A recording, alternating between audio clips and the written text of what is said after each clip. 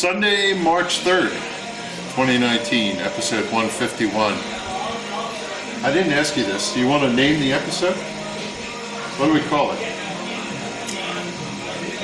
I don't know. I put you on the spot. You think of that, we'll come up with an episode name. I'm Kevin England, this is Sergio Moutela, and you hear a lot of ambient noise. We are at the Meadery, the only Mead bar in New Jersey. Yeah, the only meadery in New Jersey right now, yeah. We're in the processing room, in and amongst all the tanks. And Sergio, it's been a while since we've talked, and I'm really happy to be back here and catch up with you. It has, yeah, absolutely, yeah. So we got a lot of ground to cover, because so many things have happened since the last time we talked. Yes. Where do we start? I guess one thing I want to talk about is the legislation. You continue to help push craft meaderies in New Jersey. Yeah, before crash course on that is the way the winery license was written in New Jersey, it didn't allow for any winery to make anything from other than grapes or other fruits. So a wine made from honey didn't fall under our existing winery license here in New Jersey. So I had a petition to even get our special permit created for us to open up almost 5 years ago. And ever since, there's been other people that have said that they want to open meaderies, or they've been trying to open meaderies here in the state as well. And, you know, we kind of thought it was a little messed up, a little selfish of us to just forward that special permit that the Department of Alcohol and Beverage Control here in New Jersey wasn't willing to issue to anybody else. So we took it upon ourselves. I met with some lawmakers down in Trenton, and we drafted a bill that we pushed through legislation and got backing on it and everything. There's a ton of people involved in it, and we pushed it through legislation. It took almost 2 years, but we created an actual meadery-specific license for the state of New Jersey. And now, as of this point right now, I know of 3 meaderies in particular, myself directly, that are in the process of opening. But we actually think there's closer to 7 new meaderies that are in the process. That's so awesome. The state of New Jersey is going to go from 1 to possibly 7 or 8 new meaderies in probably 1 year's time, which is incredible, especially being that the whole country is seeing this huge resurgence of mead and meaderies being open. On the American Mead Makers Association side of things, we do an annual mead industry survey. And right now we know that there's a new meadery opening every 3 days in this country. That's awesome. Yeah, so to see New Jersey basically get added onto those that list of states that are more and more meaderies are opening up into, it's incredible. So you know, the last time we talked to you, or last time I think I remember, and I went back and looked at the notes, episode 75. Wow. Now we're at 151. So wow. Yeah. It's been quite a while. We've doubled. We were talking about how you did tours, and we waited a little bit to get started here because you were giving a tour, but your business complexity has changed. The first thing to be said is when I pulled up outside, couldn't find a parking spot. The place is packed. On the other side of the wall from us, there's dozens of people over there. There's a Walgreens, there's a Staples and a Walgreens on this side, But on that side, you have customers all over. In our tasting room, absolutely, the tasting room is filled. Yeah, we've done pretty well. I mean, we used to only do tours and tastings by reservation, and that was by design. That was because nobody really knew what mead was, especially 3 or 4 years ago, right? We're already past our 4th year anniversary here at the meadery since we've opened our doors. So we're closer and closer to approaching 6 months away technically from approaching our 5-year anniversary. So, but for the first 3 years that we were in business, we knew that we had to educate the state of New Jersey as to what mead was. We were the first ever meadery.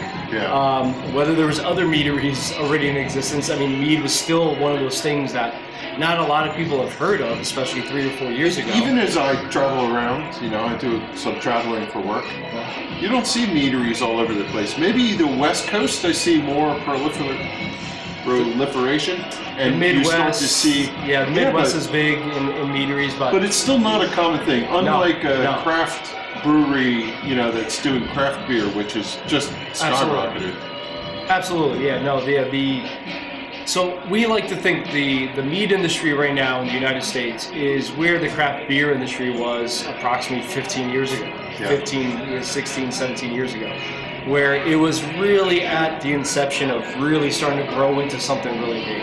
The home brewing hobby really started taking off around that time. Those people that started brewing beer at home started thinking about how can I do this commercially and do it for a living, and more of them started opening up breweries all over the country. And we're seeing the same exact thing happen with meaderies, where a lot of people can say, well, you know, cider is a big thing. It's way bigger than mead, and it is. But that's because you know, companies like Miller Coors and Samuel Adams have gotten into the hard cider game, but you know, there's no corporately owned meaderies, and we're growing at an incredible rate. And they're all privately owned, and there's over 500 meaderies already in the country right now, where even when we started, there was only about 60 or so, about 4 or 5 years ago, right? So I mean, we've seen a huge increase in meaderies, and it doesn't look like it's stopping either, which is incredible. The Midwest, Michigan in particular, probably always held the record for the most meaderies per capita. Southern California, just the San Diego region right now, has already surpassed them, and that's within the past year and a half. Yeah. Right? Just within the past year and a half, there's more meaderies in Southern California than there are in Michigan, where there was more meaderies per capita than anywhere in the world. And within the past year and a half, that all got taken away from Michigan. I was reading actually something, I want to say it's a Wall Street Journal or something, where they were talking about the beer industry is going down. Overall. Because people are taking interest in different alcoholic beverages, right? And I'm sure mead will fill a niche in that. Yeah, before I decided I was definitely opening a meadery, I was considering opening a small brew pub, small brewery. And I remember having a conversation with my father, who likes to be business-minded as well, and he said, well, no, haven't you read, you know, articles that, you know, the beer industry is on a decline? And I said, yes, it is, overall, right? Beer sales are on the decline. Craft beer sales are on an increase. The reason why overall it's on a decline is because companies like Anheuser-Busch and Miller Coors, they are losing a ton of market share because of all the small privately owned craft breweries that are opening up. And that's exactly what's happened in the mead industry. And like I said, there's still to this day, there's no corporately owned meaderies, but there's so many meaderies popping up all over the place, where it's you at this point in time in 2019, you can't help but have at least heard of mead at this point. Where 5 years ago, when I used to ask the question of, you know, how many people have heard of mead before by a show of hands, nobody would raise their hand. Now it's 85-90% of those people are raising their hand. That's pretty cool. The machine is keeping all your every one of these tanks full. Yes, yeah. Every tank is full. So that machine, if you could hear it through the microphone, is our glycol chiller. Excuse me. They're keeping all the tanks at a certain temperature. Hopefully it doesn't kick on too often, but I could always reset it to a higher temperature tolerance. You have a bunch of different mix of tanks. You have barrels here in the background. We do a little bit of everything. I mean, we have fermentation tanks. All the stainless steel tanks you see are two batches in there, anywhere from 80 gallons up to 1,100 gallon batch sizes. We have smaller 80 gallon plastic totes that we might do splits of like a larger batch and experiment with them, or purposely do smaller batches of specific recipes. The barrels, we get a lot of our barrels, mainly all of our barrels are direct from distilleries.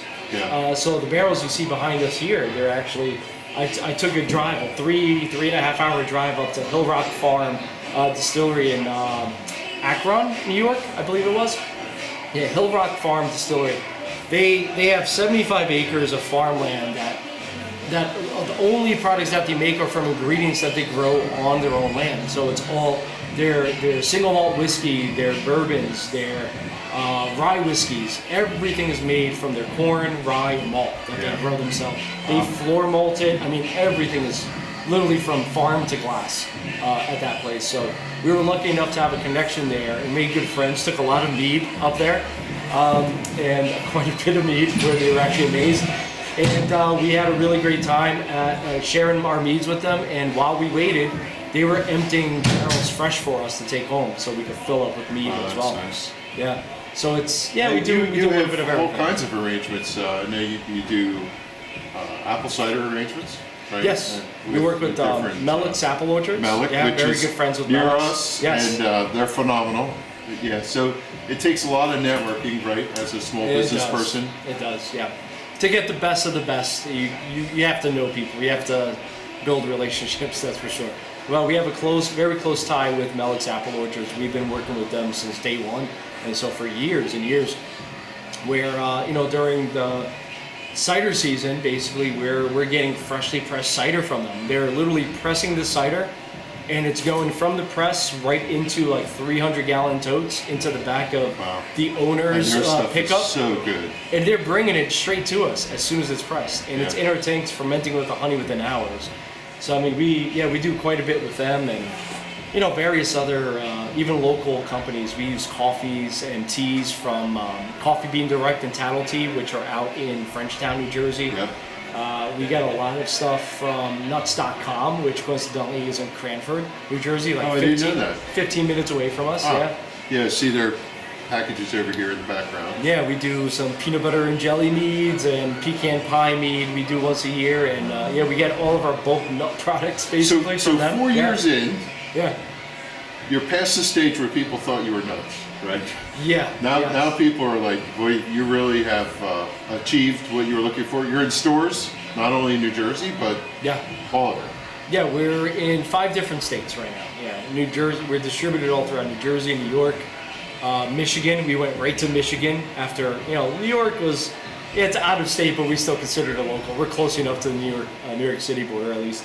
So yeah, we went New Jersey, New York at the same time, and then the very next state we wanted to get into was like Mead country, and we went straight for Michigan. Yeah. And we took Michigan by storm with our products, and now we're also in Florida and Georgia as well. Now we're looking at kind of getting into some other states, Arizona and Southern California, especially since now there's a really big mead scene out there. So it's been quite the ride. Yeah, it's And you've evolved. yeah. We have a sample of your bottles here. Yeah. I was remarking to you before we got on camera that even your logo and your packaging has changed, and Yeah. and you went from a standard logo, which just had the name of all your products, to something, dare I say, a little more edgier. But Yeah. what I love about your packaging as it's evolved is that what the package does is it really brings out what your idea was. Each one of them has, I don't know if this pollutes the name, but a theme to it, so to speak, right? It does. I'm very into the idea of having everything revolving around the core principle of a particular recipe, right? So, not that I hate it, but it bothers me when I see lack of creativity from other mead makers, breweries, you name it. I come from I consider myself a creative person, so when I see certain recipe names having nothing to do or associated with what the recipe is, it bothers me. I think that's a lost opportunity. It is a loss. So it's like I spend hours, if not days or weeks sometimes, debating on what to call a specific recipe, just because it has to be perfect and it has to be somewhat having to do with, associated with what that recipe is. I just don't want to throw a meaningless name towards something. So yeah, we put a lot of thought into it, and a lot of the times the name comes first, and then we have to figure out what kind of recipe is going to go with the name. That's And which I like even better, because that allows a lot more creativity, right? So give me some examples of names. I see here Boku, Essence, Midnight Jack. One of my favorites is Nice as Pie. Yeah, like Midnight Jack is one example. We had the idea of, let's call a mead Midnight, Midnight by Melovino, and so we were thinking, okay, what kind of a recipe would be, a midnight, fall under the name of midnight, the theme of midnight. So we were trying to think of like all the darkest fruits that we can find, and so we went with blackberry, black currant, black cherry, black raspberry, and that's how that recipe came about. Now, granted, we didn't call it just Midnight by Melovino, but when I was designing the label, I couldn't decide what the heck is this label going to look like with just Midnight as the name, and then I just came across this really awesome jackrabbit illustration with sunglasses and here, in case for the If camera. for the camera, you Right. can take a look at, and I'll describe it. It's this jackrabbit guy looking really cool with these dark sunglasses and a cool loosened bow collar. tie, Yeah. right? And so we ended up calling it Midnight Jack, and it fit. The illustration was awesome. We loved it. I mean, honestly, this has actually become our #1 selling mead year round. I mean, it's our year-round bestseller. Let's take a look at one of your originals. Yeah. So you're going to see the transition from these were our original labels. A little bit like a sunflower. It has a really stylized Melovino, but it was very elegant and it was elegant, but it was also very clip art. And let's throw some font over some clip art kind of a thing. And this was the best I was able to do in the beginning because, to be honest, I was still so totally new to mead. And I said, I don't know what direction we want to go in. I mean, Melovino, the name Melovino is essentially a play on the Latin roots of the words honey and wine, mel and vino. Yeah. And I come from a winemaking background where I grew up making wine with my grandfather in our house in North Newark since I was 5, 6 years old. I used to help him make wine every year, and so that kind of tied in with the idea of once I started a meadery. I said, well, we're going to make more like wine-style meads. They're going to be sweeter in most cases. We're going to have some dry, but the whole idea was, at its basis, this is a wine made from honey, and Melovino just kind of really tied in and just wrapped that whole concept into one simple kind of combination of words, more or less.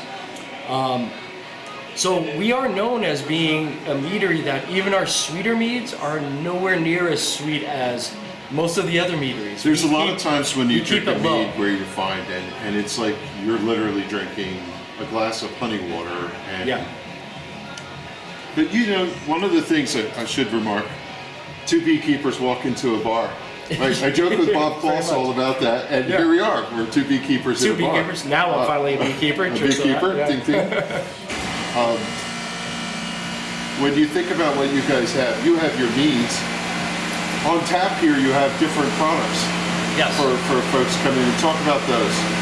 Yeah, so we've always done our standard strength meads, which are 12 to 14% for the most part, and more like your wine strength meads. Basically, you drink 4 or 5 ounces at a time, right? So like if you're looking at a glass like this, it would be more or less up to here. So you have a 4 or 5 ounce pour, and that's your standard wine strength pour, right? Wine pour. But our draft meads. What kind of glass is this? This is considered it's considered a Belgian snifter. Yeah. Basically, yeah. So we like these a lot. We used to use just wine glasses, and then when we started making what I'm going to talk about here is our draft meads, our lower alcohol carbonated meads. We purposely got these glasses specifically for those meads. Which is what I'm drinking. You gave me one of those, and I'm telling you, this is awesome. Yeah, that's our apple cider. It's apple cider and honey mead. So we ferment the apple cider and honey. Well, the honey gets diluted into the apple cider, and we ferment that together. And then for this one in particular, we actually then also age it on some lightly smoked apples that were smoked over applewood. So you got like this nice 5% alcohol, slightly carbonated, semi-sweet where it's sweet enough that you get the apples and the honey. You get that little hint of smoke, but it's not so sweet that you could drink a whole pint of this basically. Right. In nice warm weather, you could go through a good amount of this.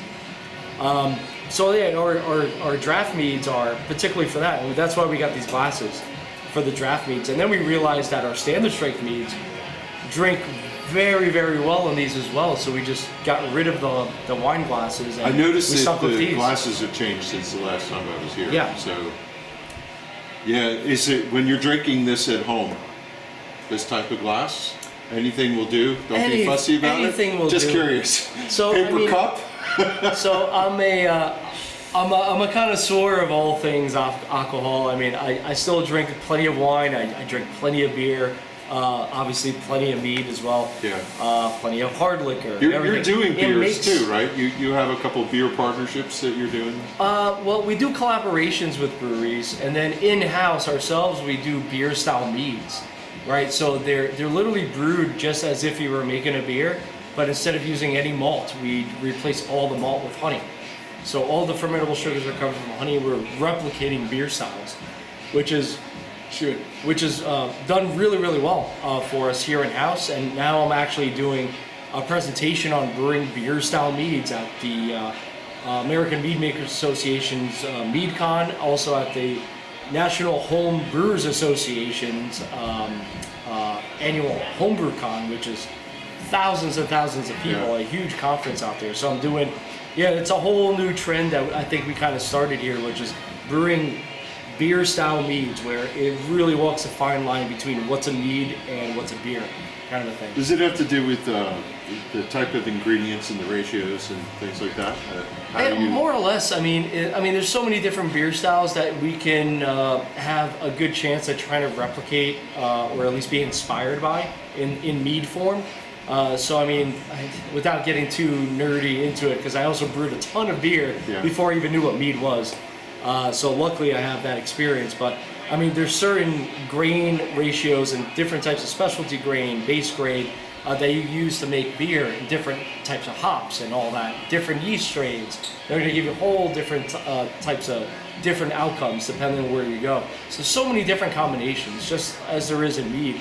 And but what we try to do is basically we just make believe we're brewing a beer, right? And I miss the days where I brewed beer. Actually, I really do miss brewing beer. Now I do like the fact that I have plenty of friends that own breweries that just drop me off beer, which is great, and we exchange them for mead. But I do miss brewing beer. So we started experimenting with, let's try to brew a beer. But since we can't use any malted products, any grains or cereals or anything here legally, because we're a federally licensed winery, so we can't have any malted grains or cereals or anything like that in-house. So let's try brewing a beer by using honey instead of malt. And that was the challenge that I kind of gave myself, and it took me about a year or so.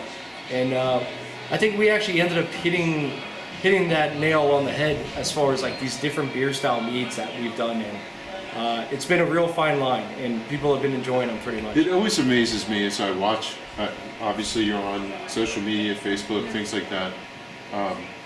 The combinations you're coming up with, you think just when you hit them all, you come up with something else, and it always is pretty fascinating. I mean, the ghost pepper one, of course, was one that everybody eventually latched onto, but who would have thought a peanut butter sandwich, peanut butter and jelly, and things like that, right? I want to switch gears. Last time I talked to you, I goaded you to, how can you be a mead maker and not be a beekeeper? And that was only because, not to abuse you, I knew you had all the equipment and took the training. I really wanted you to get in because your personality of determination for making mead would automatically translate to a pretty exciting beekeeper. So it's a year. You've had hives for a year now. I finally started beekeeping. Yeah. I took the course at Rutgers that was taught by obviously Tim Schuler and Bob Hughes. Yeah. And it was an incredible course. And shortly after that, I purchased everything I needed to start beekeeping. I had everything except for the bees and the time. The time I couldn't buy. But I mean, also the course ended, I think it was sometime in June. So then I quickly realized after going through the course, that's a little late to start beekeeping. To start some fresh time. So I said, you know what, next spring. And that was when I took that course, it was right before the summer, right before we actually started the meadery here. We opened in September of 2014, and that was June of 2014, more or less, that summer that I took that course. So it was really tough. I could not find the time that spring. I knew I didn't have the time to really dedicate towards beekeeping. I didn't find the time in 2015 or 16 or 17, but somehow, some way, in 2018, I said, I think I finally have the time. At that point, I then had a 1 and a 4-year-old, children at home. But somehow I said, I think I have the time now, and I made it work. We brought in some more employees here at the meadery, so a little bit more of the responsibilities got taken off my shoulders here. So I had people to rely on more. Yeah. So I could be away for a day. Where before I was the only one here full time. So I was here 80 to 100 hours a week, and I was the only one that was actually here full time, 7 days a week. And but then in 2018 things changed. With 2017, how many hives do you have? I have 7 hives. 7. I have 7 hives. Yeah, It's an illness. I started with 4. And at 2 months after I got those first 4 hives started up, they were started with nukes. I said I want more hives. I want more hives, and I ended up buying some packaged bees. I started 2 more hives, and then I had somebody through an acquaintance of mine that knew somebody that was retiring and moving to New York City that had 1 hive in the back of their property that needed a home, and he put me in touch with them. So I picked up my 7th hive from him, so now I have 7 hives. And I'm just about to start my 2nd beekeeping season. But you know what? I love it.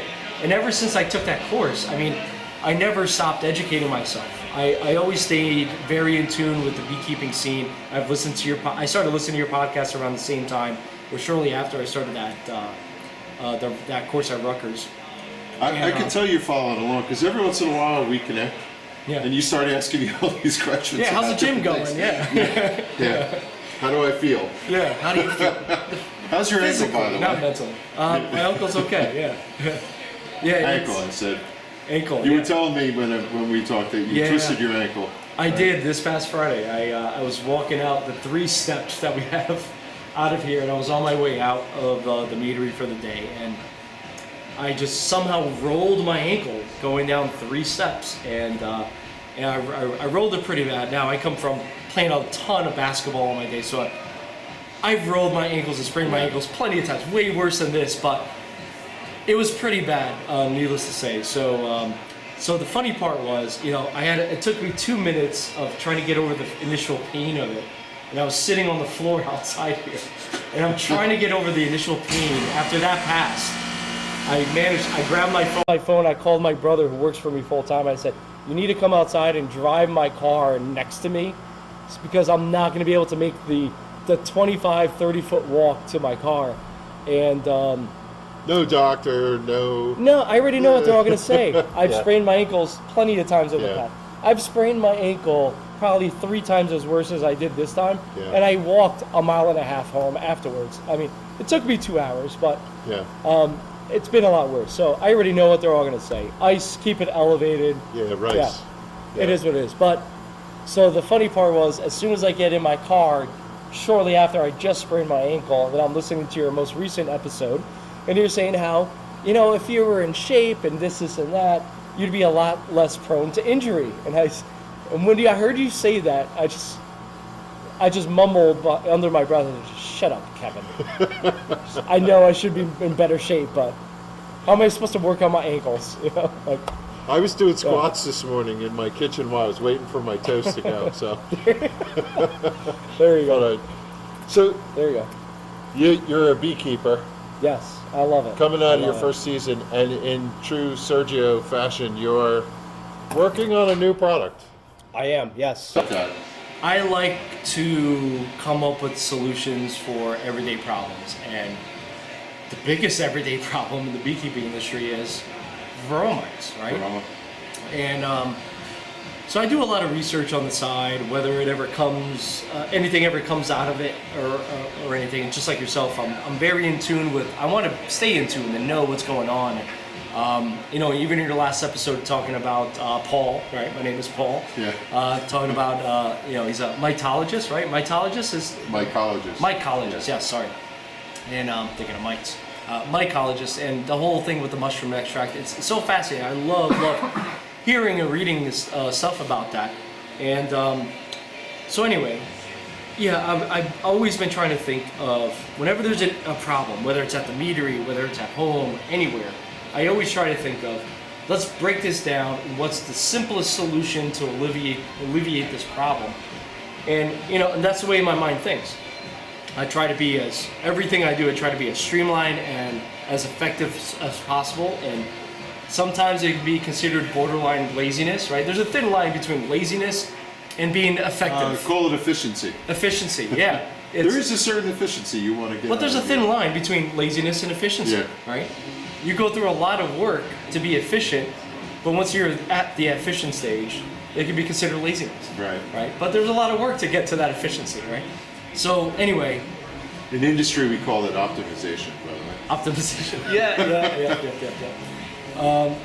So I've been trying to figure out, okay, what's the simplest solution for trying to reduce varroa mites in our hives? And obviously, there's all the different chemical treatments, you know, from Apivar and mite control and all that, and and I just thought at the simplest form, I said, well, that's treating the hive. That's like, you know, that's more or less an antidote. That's a prescription, right? To once the problem already exists. What can we do to try to prevent that? And how can we prevent mites from even getting inside of our hives? And that's kind of where my mind started. And I was trying to think of, how can we get mites off? You know, we can't go out and get rid of all the mites in nature, right? That's going to be pretty impossible. So what can we do between where the forager bees get the mites to jump onto them, between there and the hive? What can we do to stop mites, or at least reduce the number of mites that go into a hive? And what can I build or, you know, design to try to scrape the mites off of the bees before they get into the hive? And that's what I racked my brain over for months and months, and then I ended up teaching myself how to 3D design, you know, 3D model, all right, in CAD drawings, and then I taught myself how to 3D print so I could take these designs to actual fruition. It's a physical object in my hands, and it took me months and months of learning this stuff, and then I ended up kind of coming up with a prototype for a product that, or a device rather, that I wanted to test out, and I did. And it's been catching mites even during, and you know, unfortunately I wasn't able to figure out how to 3D print as quickly as I wanted to. Otherwise I would have had this already for the previous season, but you know, at least during the winter months I was able to place these prototypes on the hives. And I purposely obviously placed them when I was looking at the forecast and I knew we were going to have a 55 or 60, 70 degree weather day. Give me a time frame. When did you first get the prototypes done and put them on your hives? I would say right after Thanksgiving, so it was like early December, I believe it was, and that's when I really started looking for. I was looking at really paying close attention to the forecasts. Yeah. And really looking to see when there was going to be looking a break for some of those flight days, right? Where they for the cleansing flights. Yeah, so at least I would get some kind of traffic in and out, because I mean, I'll tell you what, like going up to a hive and placing this device on the hive and trying to hit it like an old TV that has bad reception wasn't working. I mean, the bees weren't just going to come out if it's cold. So that didn't work. So I knew I had to be a little more patient, and I did. And then I went out there and placed it the day before I knew we were going to have a nice break in weather. And literally just within 1 week, where we had 2 days of like 60-something degrees in December, we were able to catch quite a few mites just within those 2 days. And when you think about it, the number of mites that we actually caught in this trap was pretty impressive, because if you think about it, there were mites that were already in the hives that just so happened to be on bees that were going out on cleansing flights. So it wasn't even, we were talking about 2 days, and in a very small population in December of bees as well. So what I'm really looking forward to is actually putting it through the first test of going through its first official nectar flow, and where there's tens of thousands of bees going in and out of the hive multiple times per day, and possibly, potentially bringing varroa mites back with them, and seeing exactly how much better it works, because it already worked really well within the circumstances that I placed that initial prototype test run in, right? So don't let me put words in your mouth, but what you told me is you put them on your hives, and within 2 flight days you saw 5 or 6 mites in the tray. Of cleansing flight days, yeah. Yeah, just 5 or 6 mites. That's 5 or 6 mites in one hive. And I think, based on my very rough math, because it's a little convoluted when the lifespan of a varroa mite is approximately 2 months, right? So 60 days, but they take, 21 to 24 days to reproduce, right? Mm-hmm. So the math gets a lot more complicated than I'm able to do even in a spreadsheet on the first try. But I mean, rough math, even taking account for mite deaths, 1 mite trapped and prevented from entering a hive equals up to 50,000 mites in a 12-month span.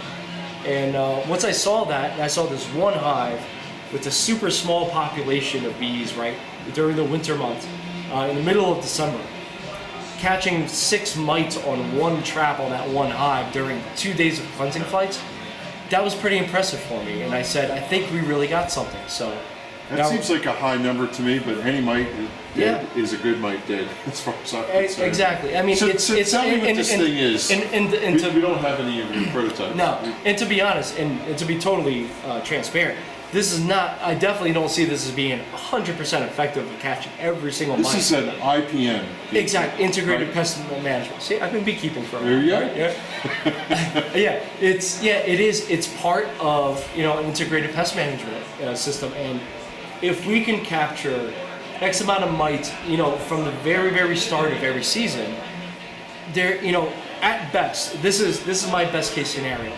That what we call, I called it the Varroa Block. So it's a block, right? The whole device is a block. Right. It looks like an entrance reducer in 3D form. Yes, with total horizontal opening, right?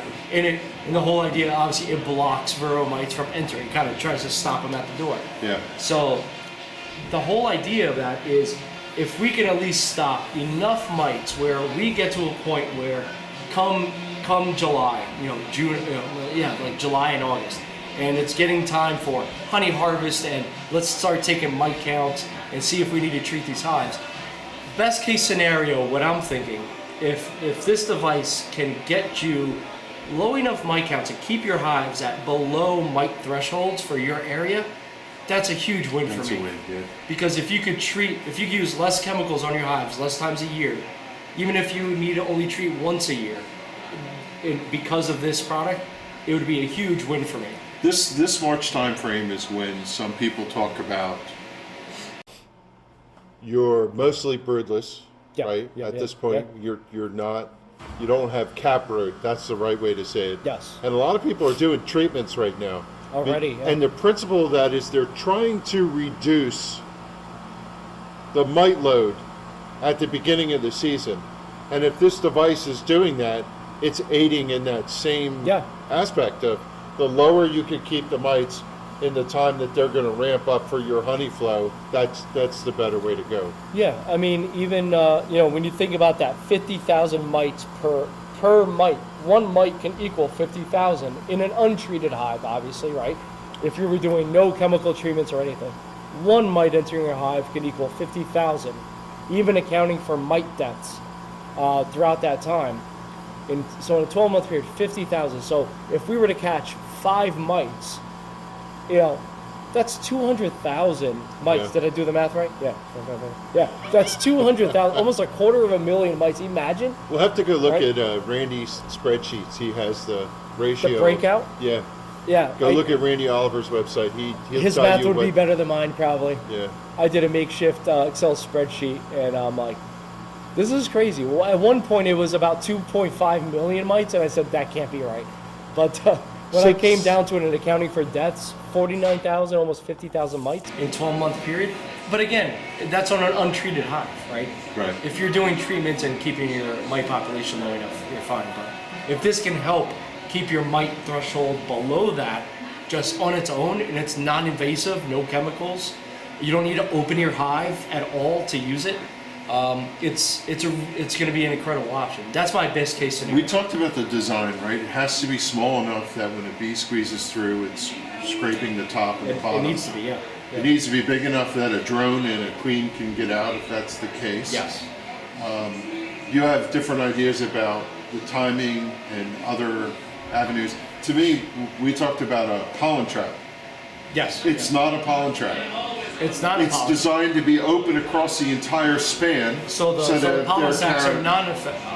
They could go right through. Where a pollen trap is scraping the entire bee. Yes, we're only scraping the top and the back of the bee and the underside of the bee. Where based on my research, most of the varroa mites are actually on the bottom of the bees. Right. So they're tucked in between the plates. Yeah. Right. Yeah. But if you could get them off from a grooming standpoint, and the device has proved to do so. And it's pretty exciting. It is. Patent pending. It is. You have a website up, so if anybody wants to see it, it's varroablock.com. Varroablock.com. Yeah, we have some some light information on it. We have some designs of the 3D model. You've seen some prototypes, different design You'll stages. continue to test it, and you're looking for Yes. somebody to help manufacture. And So right now, basically, I've ordered machined molds of it, so we can actually mold them ourselves. Going the injection molding route really caught me off guard as to how expensive that is. You're talking, on the cheapest quote I got was $12,500, and that's just, and that must be a perfect design, because if it's not perfect, you need another $12,500 to fix that. Right. It's not an investment I'm worth making right now, or even able to financially. So we're going to do everything, from scratch by hand. As close to by hand and as efficient as possible, right? The lazy way, some people might say. I took my 3D designs and I designed my own mold for them to all the specific parameters, and I sent it out to get manufactured professionally for me. So we have molds that are going to be coming at the end of this month. And I have all the we decided, and I consulted with some different epoxy and resin suppliers that kind of really guided me to the best kind of material to use on those molds. Yeah. That'll be temperature resistant, UV light resistant, have really great strength to them, basically lasts a lifetime, right? Because I'm designing something that it's not just good for one season. I want something that's going to be good for the lifetime of that hive, right? When you see the design on the website, the first thing you wonder is how sturdy is the thing. And when you handed me the prototype, I'm telling you, it's a pretty nice device. And that was Very a 3D nice printed, design. and that was a 3D printed Yeah. prototype with PLA material, where the resin, we were using this performance resin where it's way more like ABS, which is so much stronger than PLA as well. So we're looking forward to seeing and trying that out. As long as the most important thing on that entire assembly is the gap. If that gap that the bees have to force their way through is at the perfect measurement that like it's supposed to be, then it's full steam ahead. Then we're going to order some more molds, or we're going to start producing more and more and getting them out there. And we have Tim Schuler has agreed to test trial a few of these Varroa blocks, yourself as well, or is it you're interested? And we have 3 other master beekeepers that. Sorry, you're not a master beekeeper. I'm close. I know the whole drama. I know the drama. You're a master beekeeper to me, if that means anything, Thank you. right? You're just not a good test taker. I feel it. I feel the pain. But we have other master beekeepers that are willing to test this out and take and take data. That's the most important thing. So the best that I can say right now, and why the website is very light in information, is all I can say is, hey, I've put this on a hive and we've caught some mites during the winter. Right. That's all I can say. So, but based upon the circumstances, I'm very impressed. These other beekeepers, master beekeepers, are very impressed and very intrigued as well. Enough so where I said, let's give this a shot. And during this 2019 season, what we're going to be doing is we're going to be taking mite counts from. So I'm picking up an extra, coincidentally, I have 7 hives now. I'm picking up an extra 10 nukes this year. Okay. Right? We always need more. It's like, I feel like beehives are like tattoos for it. I always want another one. So yeah, we're getting 10 new hives, and basically, so out of the 10 nukes that I'm getting this year, 5 of them are specifically going to be used for a study, for this study, for my own study, and these other beekeepers are going to be doing the same. So we're going to start 5 nukes, all from the same source, all starting off at the same point in time, same equipment, right next to each other. 3 with the Varroa block, 2 without. And the 2 are going to be, the 2 without the Varroa blocks are going to be sandwiched in between the 3, right? And we're going to take mite counts every, at least once a month, if not every 2 weeks. And most definitely between July and October is when we're going to be taking the most mite counts. Right. Because that's when, obviously, brood production starts going down and Varroa mite reproduction starts going up. I'm 1 year into beekeeping. I've seen all these graphs and all that. I'm very into it.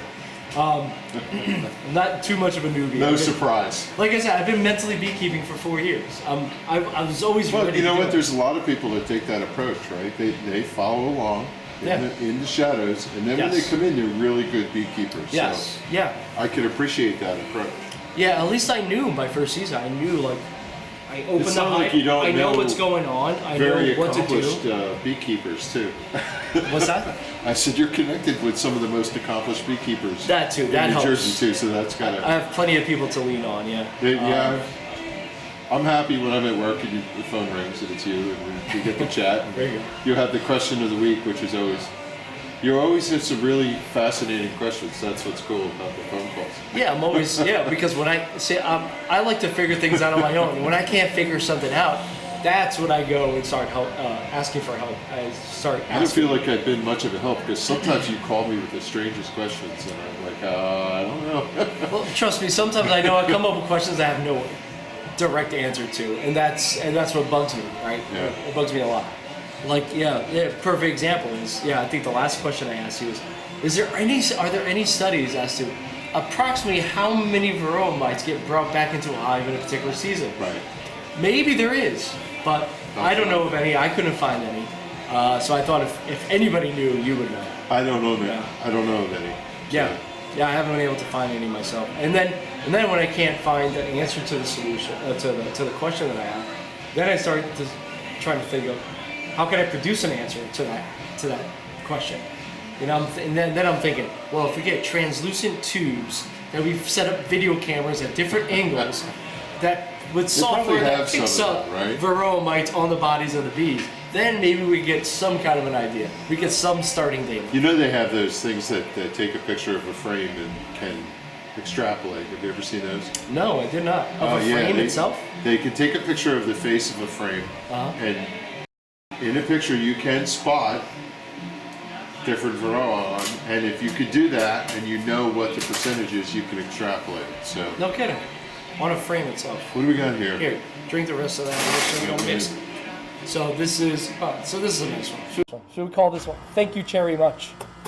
It's Thank a you, blend. Cherry Much. It's a blend of Balaton and Montmorency cherries from Michigan with wildflower honey.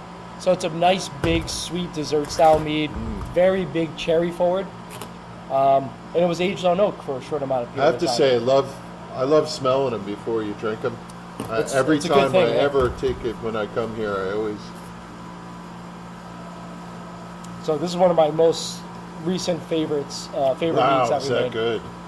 Wow, that is awesome. You get a ton of cherry up front and some nice oak character in the back, and the honey just supports it all. Oh, the cherry just comes through. Yeah. Amazing. So let's come back to mead. Yeah, there you go. Yeah.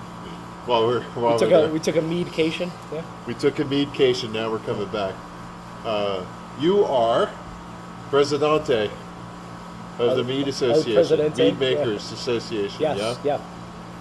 Yeah. And also, I'll brag on you a little bit. I remember when you were first starting and you went to your first competitions. Next week? Is it next week your competitions? After next week, yeah. Yeah, 2 weeks basically. Is You the go out actual to competition. Colorado? Yes. Is it? Yeah. So mead competitions, you guys seem to go out there and just represent so well, and you're about to go do it again. We try, yeah. Tell me about that experience. Yeah, it's all right. So we've been entering the past, let me see, the past 5 years. This will be actually our 6th year entering the biggest mead competition in the world. So if there's one mead competition that means anything, it's this one in particular in Colorado every year. It's called the Mazer Cup International. I think it's been going on for technically a little over 12 years, although I think under the name of Mazer Cup it's been 11, if I'm not mistaken. But 12 to 15 years maybe under, if you include a different name that it went under at Wait a minute, I first. have to stop you. Go This is just killer. It's really good. I've had so many movies. This is amazing. You're welcome very much. Yeah. Yeah. I'm telling you, Yeah, that is it's- so good. It's one of my favorite, my new favorite meads that we made. Yeah. It's the biggest mead competition in the world. I mean, you're literally talking about meaderies from all over the country, from all over the world, from South America, Canada, all over Europe. I mean, everywhere in the world. It's the biggest stage for mead ever.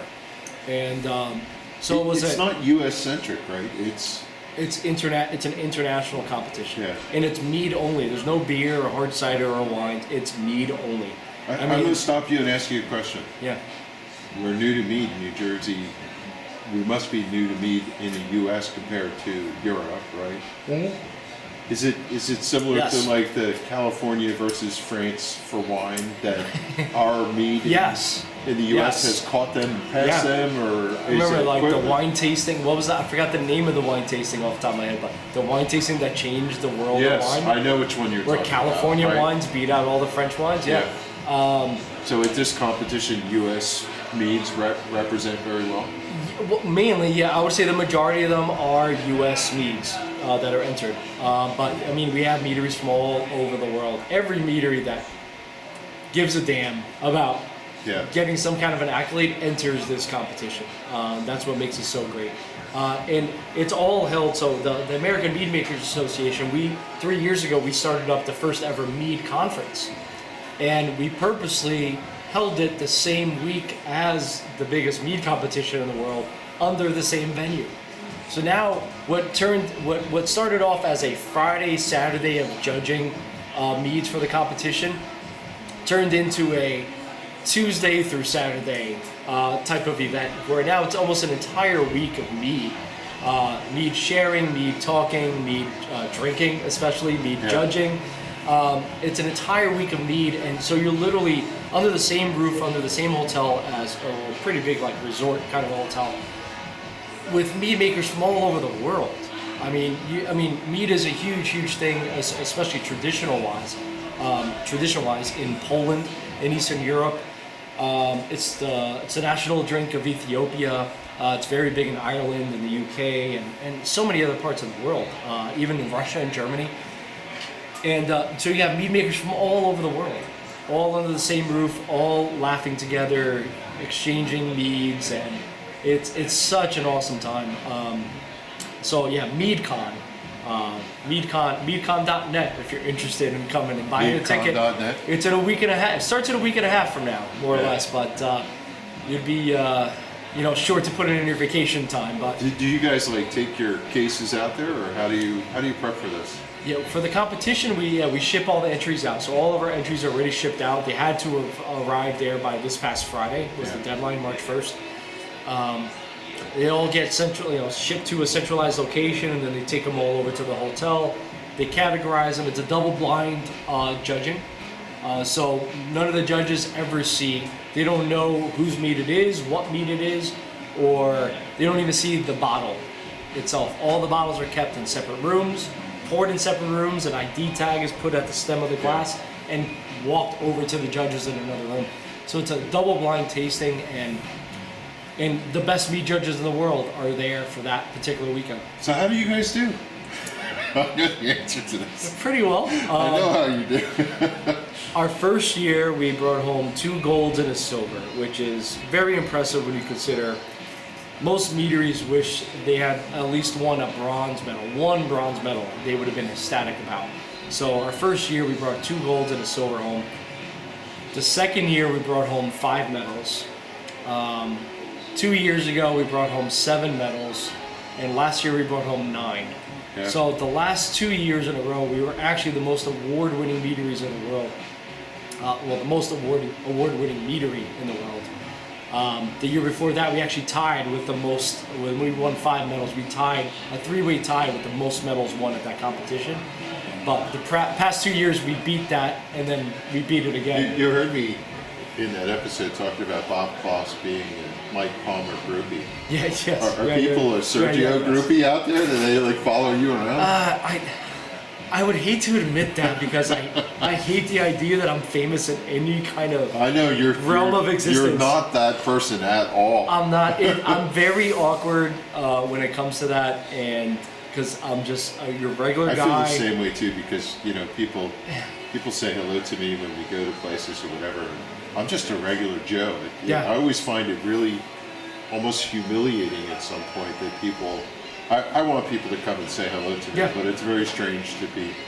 It's very awkward. Yeah. It's very, very awkward. So I I have a hard understand. enough time taking compliments. Ever since we opened Well, I the can meadery. imagine after these things that there goes Sergio. Yeah, it's a little bit like that, but again, it's so weird to me. You know, what's your brother's name? Mitchell. Mitchell go with you? He did 1 year, yes. Yeah. Yeah, now it's like only one of us could go at a time, kind of thing, because of how busy it's gotten here. But yeah, it's one of those things where I immediately tried to let people know that I'm just like your regular person. So I'll give them my best dad joke, or I'll make fun of them and tell them, if I can't make fun of you, we're not really friends. And I'll do whatever I need to do to break the ice to kind of get them to think that I'm just your regular guy. Like, I don't want to be looked at as anything else. And I am by some, but, or I would say, if anything, I've groomed it to be more of an appreciation or respect All you kind of want a thing. people to know is I that don't want to be a celebrity. I hate you're that. happy and you've got it figured out. I'll give this a little bit of a twist. Yeah. I know you are, behind the scenes, a huge foodie. I am. And you just were with Tom Colicchio. I was. That was so awesome. Tell me about that. I wanted to know the story of that night and whatever you did. It was one of the coolest experiences, and I mean, this is coming from somebody who had basically one of their meads be the first mead ever served at the James Beard House. By the way, that was like holy grail for me as a mead maker, and I hadn't even opened my meadery yet. It was right a month or two before we opened, so that was huge for me already. And but yeah, I got the opportunity to sign up for a pasta making class with Tom Colicchio at his restaurant Craft, which I had been to with my wife before.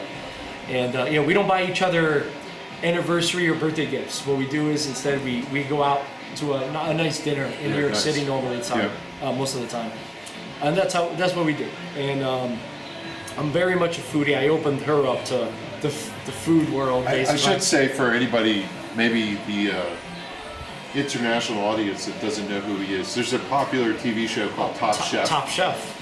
Everybody knows. And I'm assuming Where are you but living maybe they don't. that you don't know Top Chef? Yeah. Tom Colicchio is like, I mean, in his own right, even before Top Chef, he was such a hugely renowned chef as it is. I have an incredible like connection with him, and this is the funny part, talking about like how other people kind of see you maybe as any level of celebrity you want to say. I normally, when I meet other people that are considered or looked at as like a celebrity, it doesn't faze me. I talk to them and treat them as anybody else, and they always appreciate that. I think like you and I were talking about. And but when I went there for this pasta making course, and right at the beginning of the class, we walk in, we're given aprons, we're handed glasses of wine, and then Tom just walks from that end of the room and he stands right next to me and he's addressing the whole group. There was like, I think 20 of us for that class. Did you pinch him? No, I was totally starstruck. And I said, I don't know how to react. I don't even, if I had to talk to him right now, I have no idea what to say. Yeah. And it was very, very weird for me. That's how, and it made me think of, because he's the type of celebrity, right? And you can say he's definitely a celebrity, right? Compared to us, we're freaking nobodies. Right. Yeah, maybe a big fish in a small pond, right? But he's a huge, huge celebrity in the food world, which is a much bigger pond than beekeeping and mead making, right? Let's just say that. And somebody like that, when they're on TV or on the radio or anything like that, you get to know these people in a certain way that they don't even know that you know them in, right? Like when I made that joke about, hey, how's the gym going, Jim Buff? Yeah. And you're thinking to yourself, I don't remember ever talking to him about going to the gym, but you mentioned it in your podcast, right? Yeah. So over the years, after a while, listening to somebody on TV or the radio, you almost kind of feel like you get to know that person, especially when they divulge like personal parts of their life. So I knew that I was in that position where I knew way more about him than he doesn't even know my first name. Right. So how do I talk to somebody like that? And that's what got me so starstruck, is that I'm so into Tom Colicchio as I'm curious. professionally. This is a question I was thinking to ask you. Yeah. In that event, Yeah. was he on display? Meaning, because I've met people of name, and you know that they're either performing in their persona or they're just themselves, right? And my guess is he's probably himself. He's totally very himself. down to earth. How you see him on Top Chef is exactly how he is in real life. He's very down to earth, very cool, very easy to talk to. I at least had the perfect icebreaker for starting a conversation with him privately on the side. And I would say I got to talk to him for longer than a lot of other people did. Yeah. Mainly because we both grew up in the same hometown in New Jersey. We both grew up in Elizabeth, New Jersey. And his brother is still there. He coaches the high school basketball team. Is that right? Yeah. So it was very, very cool. So we had a lot to talk about, and some of his future plans. Hint, hint. Tom Colicchio is most definitely opening up a restaurant in New Jersey. Ooh. About time. I won't say where. I don't want to give away any details, but I totally got all the deets on this. Tom and I are besties now, right? Not even close, but he knows who I am because I gave him bottles of mead, so he remembers me. And I'm from Elizabeth. But anyway, so it was very cool. He was very down to earth, very open, very friendly. Yeah, he's what you see on TV or anywhere else is not an act. That's really him. That's cool. You and I shared a moment when we heard about the news from Anthony Bourdain. Yes. Right? It still hurts me. Yeah. I'm a foodie too. And I went back recently and watched a couple shows, and he was just amazing, that guy. Yeah. You know? Another I always Jersey envisioned native. someday that he would come here. That's a funny thing. I don't know if that ever struck you, but I always wanted to try to reach out to him and just to see. I don't care if I'm with a producer or a fan club. I don't care. Some way, somehow, to see if I could at least try to reach out to him. I would just want to like. It's just that you just want to have a beer with him. I don't even care. Yeah. I'll meet you wherever you're filming. Like, dude, I will buy you 6 or 7 beers, whatever. he used the to hell have you want. those really weird tweets where he'd show like him listening to music, hanging out on a balcony, and who knows where. And with whoever. you just felt like you were kind of connected to him. That was another person where if I was face to face with him, I probably would have no idea what to say to him. Yeah. Except other than he was very tightly knit with the Portuguese community and Portuguese food and all that, being mainly here in Jersey and even up in Massachusetts when he lived up there for a few years. So that would have been my icebreaker. I'm a first generation Portuguese American here, born here in the United States. That would have been my icebreaker. But after that, I would have no idea what to talk to him about, just because again I know so much more about him than he knows about me. But I really was affected. I'm not affected by celebrity deaths. I mean, Lady Gaga could die tomorrow. Knock on at least cork. For now, knock on wood. I love Lady Gaga. She's so talented. And no, Bradley Cooper should not break up with his baby mama to get with her. Anyway, they're very happy together. They have a kid together. Moment. It is. There's so much going on with that. Anyway, but even if somebody like that passed away tomorrow, I wouldn't be so affected. Even somebody as talented as high ranked or as known as somebody like Lady Gaga would be. Yeah. It wouldn't faze me. I would be sad in a way, but personal connection because you really.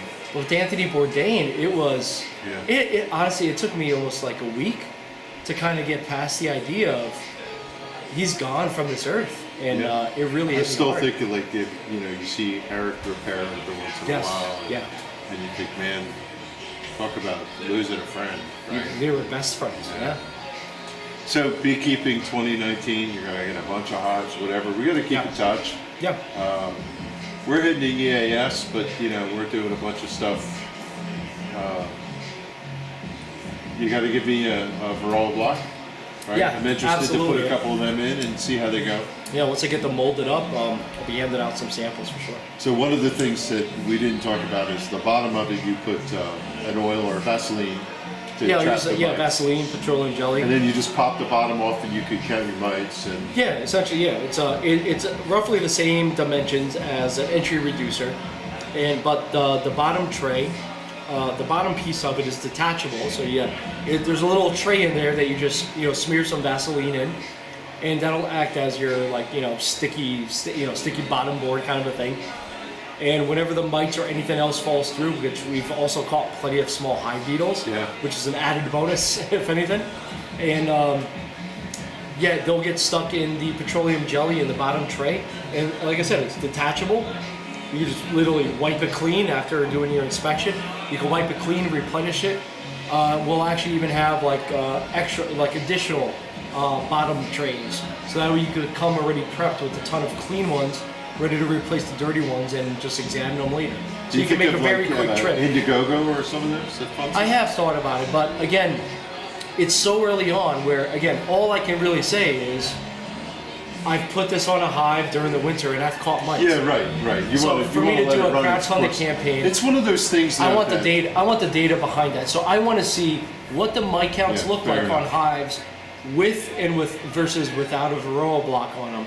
And I'm going to do it with 5 different hives. And I also have other beekeepers that are willing to do the same mite counts and take their notes for that data.